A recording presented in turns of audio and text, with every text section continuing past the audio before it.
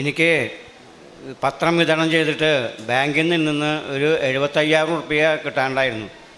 10 വർഷമായിട്ട് ആ പൈസ കിട്ടാൻ വേണ്ടിയിട്ട് പല വാതിലുകളും മുട്ടി, പല ഉന്നതമായ ആൾക്കാരെയായിട്ടും സമീപിച്ചു. അപ്പോൾ ഓരോ കാരണങ്ങൾ പറഞ്ഞ് അത് മുടക്കി പോകുമായിരുന്നു. അത് ഞാൻ ഒരു മാനേജറെടുത്ത് ചിലപ്പോൾ പറയും, ഞാൻ ഇരിക്കുന്ന സമയത്തല്ലേ ഈ പൈസ തരാറുള്ളത്, അതും മറ്റേ മാനേജറായിരുന്നു. അപ്പോൾ പുതിയ മാനേജർ പേരും പറയാം, മറ്റേ മാനേജരോട് ചോദിക്കും, എനിക്കറിയില്ല. അങ്ങനെ പറഞ്ഞ് 10 കൊല്ലത്തോളം എന്നെ നടത്തിച്ചു. ഞാൻ പത്രം വിട്ടിട്ട് ജീവിക്കുന്ന ഒരു വ്യക്തിയാണ്. 75,000 റുപ്യക്കൊക്കെ ഇത്ര വലിയ ഭീമമായ സംഖ്യ നിർത്തിയിട്ട് വളരെയധികം എന്നെ ബുദ്ധിമുട്ടിച്ചു. അവസാനം ഞാനിങ്ങനെ ഇടയ്ക്ക് പുത്തമ്പള്ളിയിൽ പോവും, തൃശ്ശൂർ പുത്തമ്പള്ളിയിൽ പോയി അവിടെ ഇരിക്കും. അങ്ങനെ ഒരു ദിവസം ഇരിക്കുമ്പോൾ അവിടുത്തെ ഒരു കൊച്ചച്ഛൻ വന്ന്, എന്താ അപ്പച്ച അങ്ങനെ ഇരിക്കുന്നേ, വിഷമിച്ചിരിക്കണ്ടല്ലോ എന്ന് പറഞ്ഞു. അപ്പം ഞാൻ അച്ഛനോട് തുറന്നു പറഞ്ഞു, അച്ഛാ, എനിക്കിങ്ങനെ പത്രം വിതരണം ചെയ്ത് നടക്കുന്ന ആളാണ്. എനിക്ക് ബാങ്കിൽ പത്രം വിതരണം ചെയ്തിട്ട് എനിക്ക് ഇത്ര പേർക്ക് 75,000 റുപ്യ കിട്ടാനുണ്ട്. അത് കിട്ടാനില്ല, പല കാരണങ്ങൾ പറഞ്ഞ് അവർ മുടക്കുക. അപ്പോൾ അതിന് ഒരു പരിഹാരം എനിക്ക് ഉണ്ടാക്കി തരണം എന്ന് പറഞ്ഞു.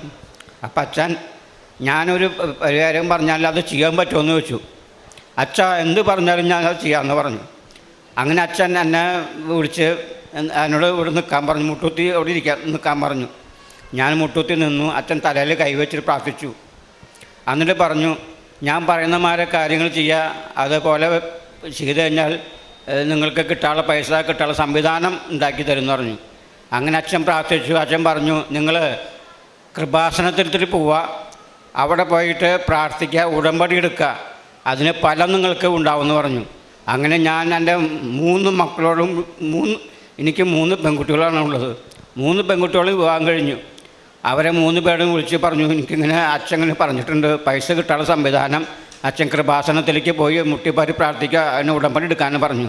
അങ്ങനെ ഞങ്ങൾ ഇവിടെ വന്നു, ഒക്ടോബറിൽ ഇവിടെ വന്ന് ഞാൻ ഉടമ്പടി എടുക്കാൻ പോയപ്പോൾ അവിടുത്തെ മാനേജർ പറഞ്ഞു, എനിക്ക് ഉടമ്പടി തരാൻ പറ്റില്ല എന്ന് പറഞ്ഞു.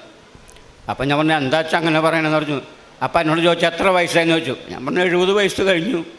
അയ്യോ ചേട്ടാ, 65 വയസ്സ് കഴിഞ്ഞവർക്ക് ഉടമ്പടി കൊടുക്കാൻ പാടില്ല, അവർക്ക് രോഗത്തിനും ഇതിനൊക്കെ അടിമേറ്റ് ചെയ്തുള്ള ആൾക്കാരാണ്. അപ്പോൾ അവർക്ക് ഉപവാസം എടുക്കലും മരുന്ന് കഴിക്കലൊക്കെ ആകുമ്പോൾ അത് രോഗത്തിന് അത് കൂടുതൽ ബുദ്ധിമുട്ടാവും, അതിന് പേരിലാണ് തരാത്തതെന്ന് വെച്ചു. അപ്പം ഞാൻ വിഷമിച്ചു. ഞങ്ങൾ 3 കുടുംബം അവിടെ നിന്ന് ഇത്ര കണ്ട വഴി വന്നിട്ട് അതിന് പലല്ലാണ്ടായി പോയില്ലോ മാതാവേ എന്ന് പ്രാർത്ഥിച്ചപ്പോൾ അച്ഛൻ വിളിച്ചു, മാനേജർ തിരിച്ചു വിളിച്ചു. അപ്പച്ചൻ അങ്ങോട്ട് വായോ എന്ന് പറഞ്ഞു. അപ്പച്ചൻ്റെ കൂടെ ആരൊക്കെ വന്നിട്ടില്ലെന്ന് ചോദിച്ചു. അപ്പം ഞാൻ എൻ്റെ 3 മക്കളും കൂടിയുണ്ടെന്ന് പറഞ്ഞു.